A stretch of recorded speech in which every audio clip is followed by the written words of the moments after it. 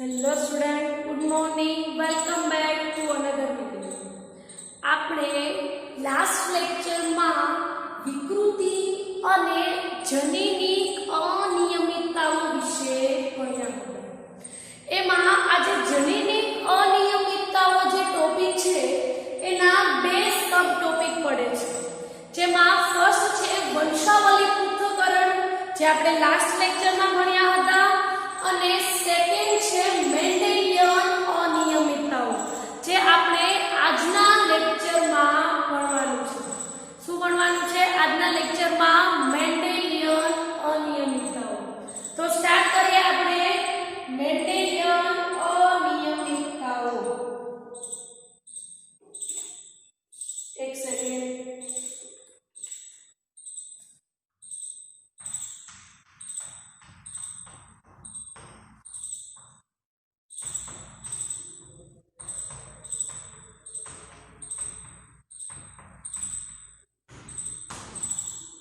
Normally આપણે જોઈએ તો જે આ જનીનિક અનિયમિતતાઓ જે છે એને આપણે બે જૂથમાં વહેંચી શકીએ.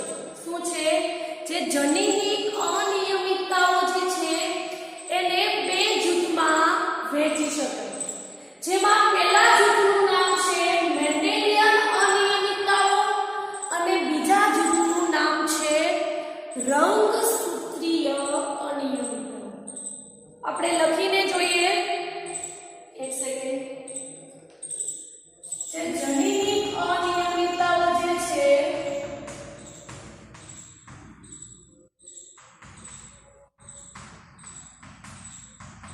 એને આપણે બે જૂથમાં વહેંચી શકીએ. જેમાં પહેલા જૂથનું નામ છે મેન્ડેલિયન અનિયમિતતાઓ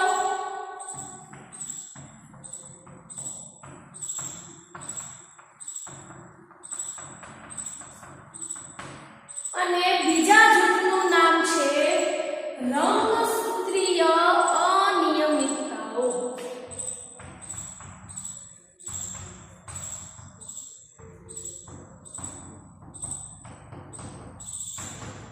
તો આજના લેક્ચરમાં આપણે આ મેન્ડેલિયન અનિયમિતતાઓ અને રંગસૂત્રીય અનિયમિતતાઓ વચ્ચે તફાવત શું છે, એ બંનેમાં કયા કયા રોગોનો સમાવેશ થાય છે, એ બધી ચર્ચા આપણે આજના લેક્ચરમાં કરવાની છે. જેમાં મેન્ડેલિયન અનિયમિતતાઓને આપણે થોડું ડિટેલમાં જોવાનું છે. તો આપણે ફર્સ્ટ સ્ટાર્ટ કરીએ મેન્ડેલિયન અનિયમિતતાઓ. આપણે જોઈએ કે મેન્ડેલિયન અનિયમિતતાઓમાં શેનો સમાવેશ થાય છે? તો કોઈ જનીન છે. હવે આ જનીનમાં કોઈ રૂપાંતરણ થાય યા તો એ જનીનમાં વિકૃતિ પેદા થાય તો એ થશે મેન્ડેલિયન અનિયમિતતાઓ. શું કીધું મેં? કે કોઈ જનીન છે, આ જનીનમાં કોઈ રૂપાંતરણ થાય યા તો એ જનીનમાં વિકૃતિ થાય તો આ પ્રકારનો જે સમાવેશ થશે એ શેમાં થશે?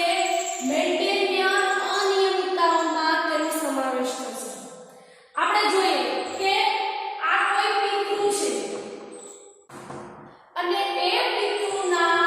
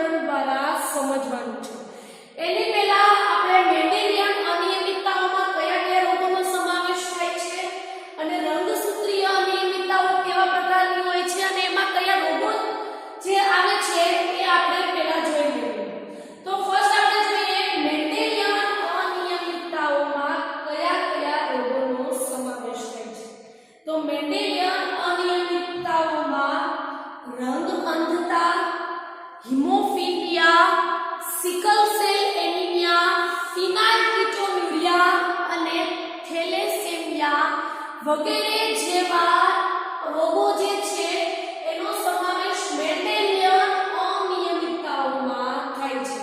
કયા કયા રોગો? રંગ અંધતા, હિમોફિલિયા,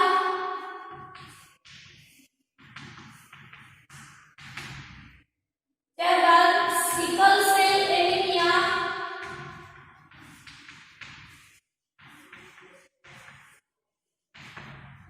નેક્સ્ટ છે ફિનાઇલકીટોન્યુરિયા,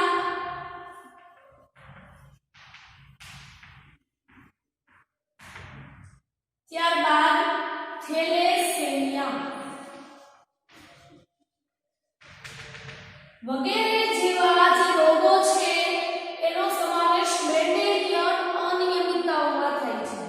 હવે તમારે આ બધા રોગોના નામ યાદ રાખવાના છે MCQ માટે, કારણ કે MCQ માં એવી રીતે ક્વેશ્ચન પૂછાઈ શકે કે નીચેના પૈકી કયો રોગ મેન્ડેલિયન અનિયમિતતાઓનો છે, યા તો એવી રીતે પણ પૂછી શકે કે નીચેના પૈકી કયો રોગ મેન્ડેલિયન અનિયમિતતાઓનો નથી.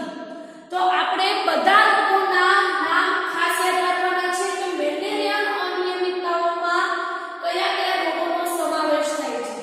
તો એમાં છે રંગ અંધતા, હિમોફિલિયા, સિકલ સેલ એનિમિયા, ફિનાઇલકીટોન્યુરિયા અને લાસ્ટ છે થેલેસેમિયા. હજી પણ ઘણા રોગોનો સમાવેશ થાય છે, પણ આપણી ટેક્સ્ટ બુકમાં આટલા જ રોગોનું નામ આપેલું છે, એટલે આપણે આટલા જ રોગોનું નામ યાદ રાખવાનું છે.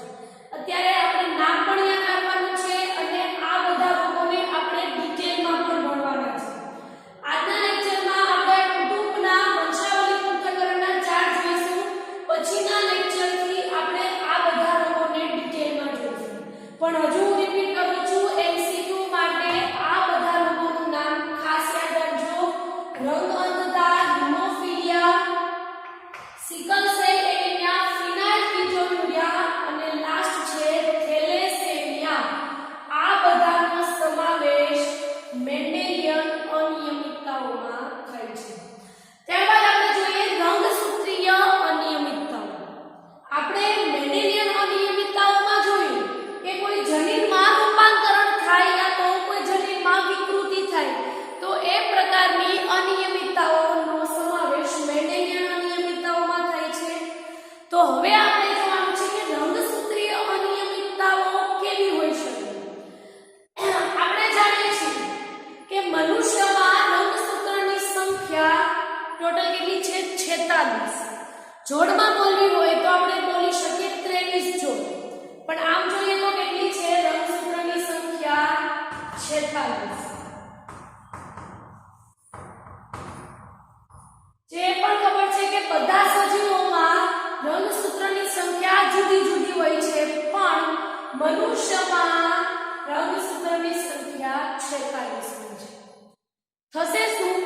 તો હવે આ જે 46 રંગસૂત્ર છે એમાંથી યા તો એકથી વધારે રંગસૂત્રો બહાર નીકળી જાય, યા તો એવું કહી શકીએ કે આ 46 રંગસૂત્ર જે છે એમાં એક યા તો એકથી વધારે રંગસૂત્રોનો ઉમેરો થાય.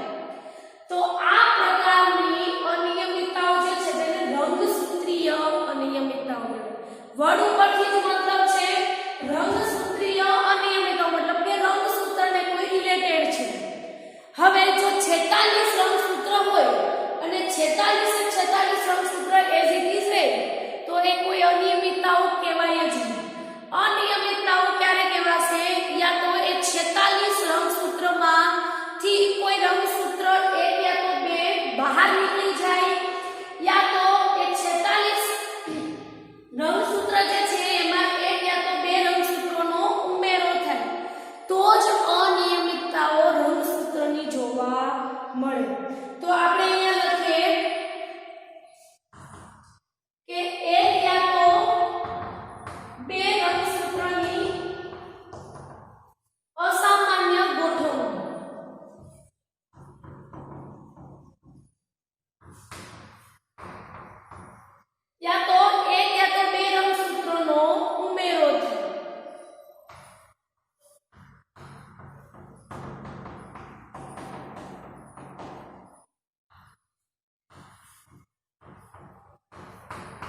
જેને રંગસૂત્રની અનિયમિતતાઓ કહે છે.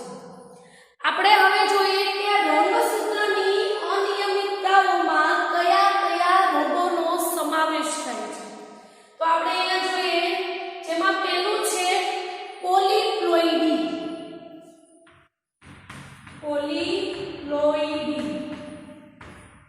આ પોલીપ્લોઇડી તમે જે રંગસૂત્રની અનિયમિતતાનો રોગ જે છે એનું વર્ડ તમે સાંભળ્યો હશે. આપણે છઠ્ઠા ચેપ્ટરમાં આ રોગ વિશે થોડું એવું લખ્યું હતું કે જ્યારે આપણે અહીંયા જોઈએ કે આ કોષ છે, કોષની અંદર શું આવેલું હોય? કોષ કેન્દ્ર. અને કોષ કેન્દ્રમાં શું આવેલું હોય છે? ડીએનએ. હવે આ ડીએનએ જે છે એ શું કરે છે? સ્વયંજનનની પ્રક્રિયા કરે છે. સ્વયંજનનની પ્રક્રિયા ક્યારે કરશે? જ્યારે કોષ વિભાજન પામે તો એની સાથે સાથે ડીએનએ પણ સ્વયંજનન પામે. પણ આ પ્રકારનો રોગ ક્યારે થશે કે કોષ વિભાજન ના પામે અને ડીએનએ પોતાનું સ્વયંજનન શરૂ કરે, મતલબ શરૂ જ રાખે, ત્યારે આ પ્રકારનો રોગ થાય છે જેનું નામ છે પોલીપ્લોઇડી. બીજો રોગ જોઈએ જેનું નામ છે ડાઉન સિન્ડ્રોમ. નેક્સ્ટ છે ક્લાઇનફેલ્ટર સિન્ડ્રોમ.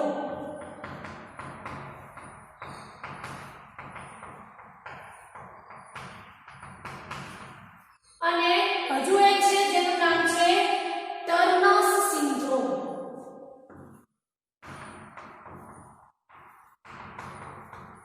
આ બધા જે રોગો છે એનો સમાવેશ રંગસૂત્રની અનિયમિતતાઓમાં થશે.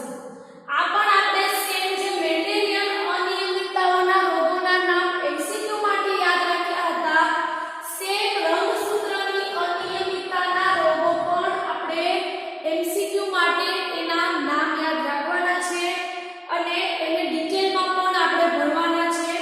તો પહેલા આપણે નામ જોઈએ કે રંગસૂત્રની અનિયમિતતાઓમાં કયા કયા રોગોનો સમાવેશ થશે. તો એમાં છે પોલીપ્લોઇડી, ડાઉન સિન્ડ્રોમ, ક્લાઇનફેલ્ટર સિન્ડ્રોમ અને નેક્સ્ટ છે ટર્નર સિન્ડ્રોમ. આ બધાનો સમાવેશ રંગસૂત્રની અનિયમિતતાઓમાં થશે. તો આપણે જોયું મેન્ડેલિયન અનિયમિતતા અને રંગસૂત્રની અનિયમિતતા વચ્ચે તફાવત શું છે અને એ બંનેમાં કયા કયા રોગોનો સમાવેશ થાય છે. હવે આપણે જોવાનું છે કુટુંબના વંશાવલી પૃથ્થકરણ જે છે એના ચાર્ટ સમજવાના છે.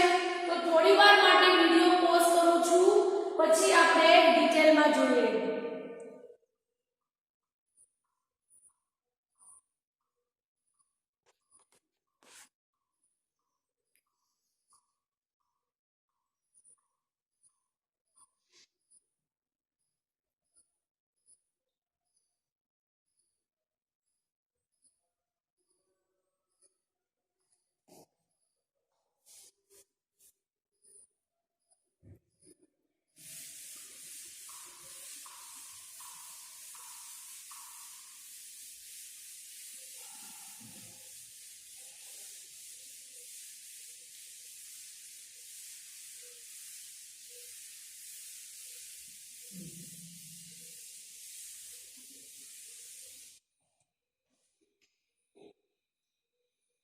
ઓકે, તો આપણે જોઈએ મેન્ડેલિયન અનિયમિતતાઓ જે છે એ બે પ્રકારની હોઈ શકે. યા તો એ અનિયમિતતાઓ પ્રભાવી હોઈ શકે, યા તો આ અનિયમિતતાઓ પ્રચ્છન્ન હોઈ શકે. શું કીધું મેં અહીંયા કે મેન્ડલની જે અનિયમિતતાઓ જે છે એ યા તો પ્રભાવી હોઈ શકે, યા તો એ અનિયમિતતાઓ પ્રચ્છન્ન હોઈ શકે. નેક્સ્ટ જોઈએ પ્રભાવી પ્રકારની અનિયમિતતાઓ જે છે એમાં ફરી બે અનિયમિતતાઓ જોવા મળશે. યા તો એ એક્સ સંલગ્ન પ્રભાવી હોઈ શકે, યા તો એ દૈહિક પ્રભાવી હોઈ શકે. આપણે જોઈએ પ્રભાવી જે છે એમાં યા તો એક્સ સંલગ્ન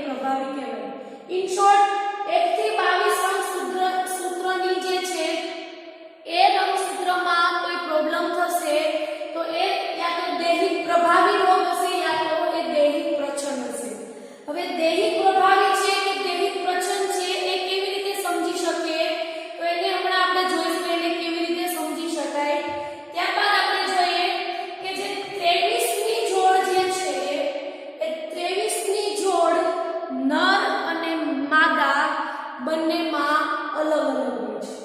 નરમાં શું હોય છે? તો નરમાં x y હોય છે અને માદામાં x હોય છે.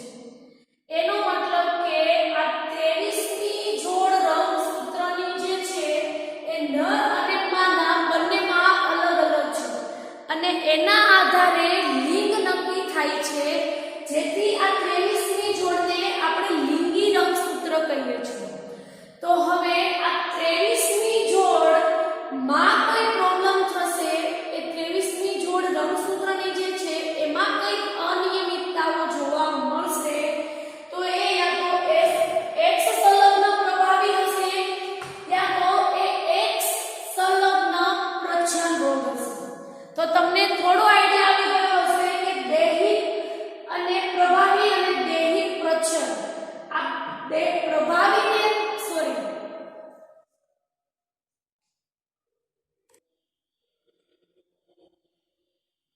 ઓકે, તો ઇન શોર્ટ તમને ખ્યાલ આવી ગયો હશે કે દૈહિક પ્રકારનો રોગ કયા રંગસૂત્રમાં થઈ શકે અને x સંલગ્ન જે છે એ કઈ રંગસૂત્રમાં હોઈ શકે, તમને ખ્યાલ આવી ગયો હશે. હવે આપણે શું ઓળખવાનું છે કે આપણને ખબર કેવી રીતે પડશે કે આ રોગ પ્રભાવી છે અને કેવી રીતે ખબર પડે કે આ રોગ પ્રચ્છન્ન છે? તો એનો ચાર્ટ જોઈએ એ પહેલા આપણે જે લાસ્ટ લેક્ચરમાં જે વંશાવલી પૃથ્થકરણમાં નર અને માદા અથવા તો સ્ત્રી અને પુરુષ જે છે એને કયા સિમ્બોલ વડે દર્શાવવામાં આવે છે એ આપણે યાદ કરી લઈએ. તો જે ચોરસ બોક્સ હોય, આ ચોરસ બોક્સનો મતલબ એવો થાય, પહેલા તો આ ચોરસ બોક્સ જે છે એ પુરુષ માટે છે અને આ ચોરસ બોક્સ આખું બ્લેક હોય તો એનો મતલબ કે એ પુરુષ સામાન્ય છે. તો આ થયું સામાન્ય પુરુષ.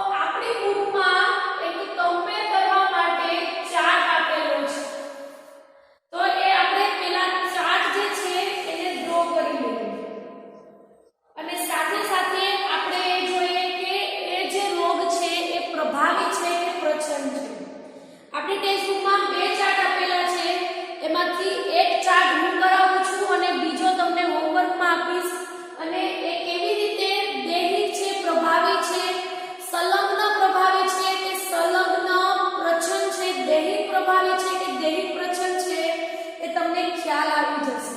તો સ્ટાર્ટ કરીએ આપણે.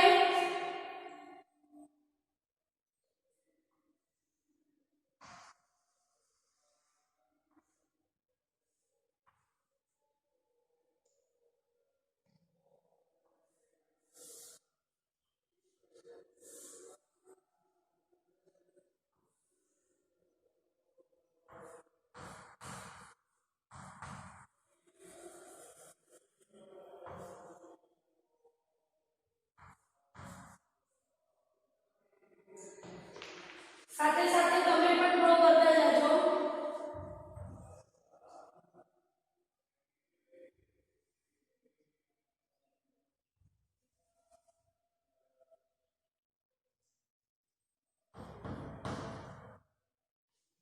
ઓકે,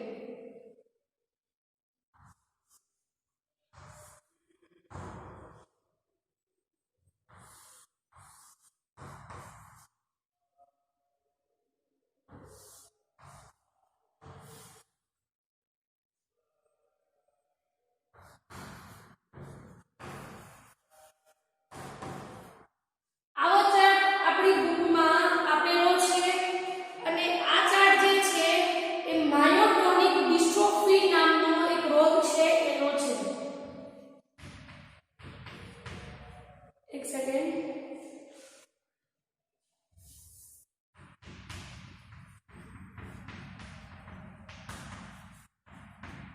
ઓકે, હવે આપણે એ જોવાનું છે કે આ રોગ જે છે એ પ્રભાવી છે કે પ્રચંડ છે. પછી એ પણ જોવાનું છે કે આ રોગ દૈહિક પ્રભાવી છે કે પછી એક્સ સંલગ્ન પ્રભાવી છે, યા તો એ એક્સ સંલગ્ન પ્રચંડ છે, યા તો એ દૈહિક પ્રચંડ છે. એ બધું આપણે સમજવાનું છે. તો હવે આપણને કેવી રીતે ખબર પડશે કે આ રોગ કયો છે? તો એના પહેલા આપણે એક વર્ડ યાદ રાખવાનું છે કે આપણે એ જોવાનું છે કે શું 100% બધા જ અસરકારક જે સંતતિ છે એના પિતૃઓ અસરકારક છે કે નથી. પહેલો ક્વેશ્ચન આપણે શું જોવાનું છે કે 100% બધા જ અસરકારક જે સંતતિ છે આ સંતતિના પિતૃઓ અસરકારક છે કે નથી.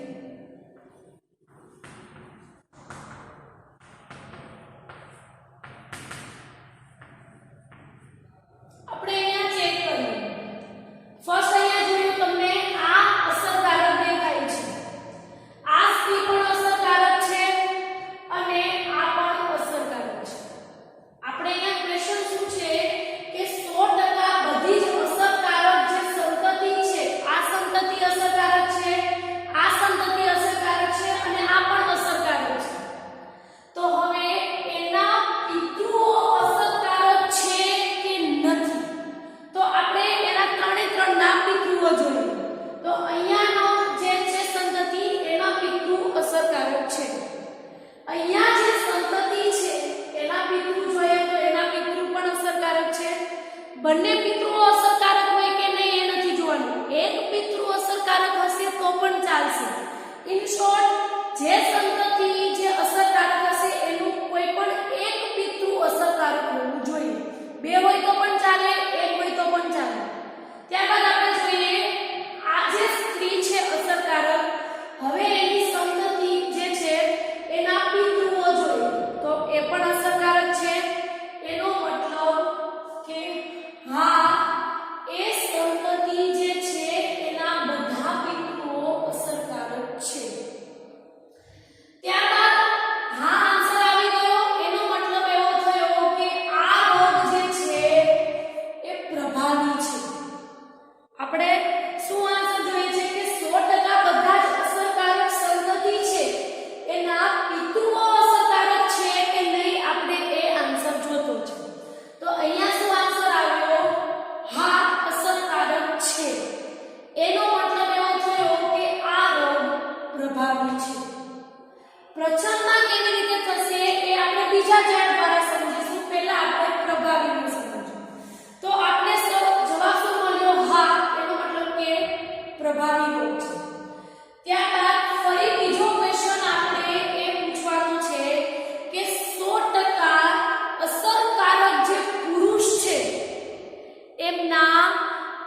માતા અને એમની પુત્રી એ અસરકારક છે કે નથી? શું જોવાનું છે? 100% અસરકારક જે પુરુષ છે એ અસરકારક પુરુષની માતા અને એમની પુત્રી અસરકારક છે કે નથી? અહીંયા પણ આપણે હા યા તો નામાં આન્સર જોઈતો છે. આપણે પહેલા વર્ડ સમજી લઈએ. 100% અસરકારક પુરુષ. પુરુષ જેમની માતા, અહીંયા પૂરું લખી નાખીએ, જેમની માતા અને પુત્રી, અથવા તો હજી આપણે અહીંયા પુત્રીઓ પણ લખી શકીએ. પુત્રીઓ અસરકારક છે કે નથી? અહીંયા આપણે ચેક કરીએ કે પહેલા તો પુરુષ કયા કયા અસરકારક છે. તો અહીંયા તમને દેખાતું હશે આ પુરુષ અસરકારક છે. તો આ અસરકારક પુરુષની માતા, તો અહીંયા આપણે જોયું એની માતા અસરકારક છે, પણ સાથે સાથે આપણે શું જોવાનું છે કે એની પુત્રીઓ અસરકારક છે કે નથી? તો અહીંયા તમને દેખાતું હશે નેક્સ્ટ જનરેશન બતાવેલી નથી, પ્લસ એની પુત્રીઓ અસરકારક થતી પણ નથી. તો અહીંયા તમને આન્સર મળશે ના. શું આપણે જોવાનું છે? આન્સર બે વર્ડમાં જોઈએ છે, હા યા તો ના. તો અહીંયા શું આન્સર આવ્યો? ના. હજુ રિપીટ કરું છું ફરીથી. આપણે શું જોવાનું છે? 100% અસરકારક પુરુષ જેની માતા અને પુત્રીઓ અસરકારક છે કે નથી? અહીંયા અસરકારક પુરુષ તમને દેખાય છે, જેમની માતા તો અસરકારક છે પણ એની પુત્રીઓ અસરકારક નથી. અહીંયા બધી જે છે તે અસરકારક સ્ત્રી જ દેખાય છે. પુરુષ માત્ર એક જ છે, અસરકારક પુરુષ, અને એમની અસરકારક પુત્રીઓ આપણને અહીંયા દેખાતી નથી. એનો મતલબ આવશે આન્સર ના. અને આન્સર ના આવશે એનો મતલબ કે એ જે રોગ છે એ દૈહિક પ્રભાવી છે. કયો રોગ છે? દૈહિક પ્રભાવી. હજુ હા આન્સર આવશે તો એ રોગ કયો થશે એ પણ આપણે ચાર્ટ દ્વારા સમજીશું. એની પહેલા હવે આપણે આ ચાર્ટ તમને આપેલો હોય તો હવે તમને ખ્યાલ આવી જશે કે આ રોગ કયા પ્રકારનો છે. કયા પ્રકારનો છે? તો પહેલા તો પ્રભાવી અને કેવો છે? દૈહિક પ્રભાવી. તો આ પ્રકારનો રોગ કેવો કહેવાશે? દૈહિક પ્રભાવી. ક્લિયર અહીંયા સુધી? આ રોગ જે છે એ કેવો છે? દૈહિક પ્રભાવી લક્ષણ ધરાવતો રોગ. તો આવી રીતે તમને એક્ઝામમાં, ખાસ કરીને નીટની એક્ઝામમાં આવા ક્વેશ્ચન વધુ પૂછાય છે. હજુ આપણે કન્ટિન્યુ કરવાનું છે. થોડીવાર માટે પોઝ કરું છું, પછી આપણે જોઈએ.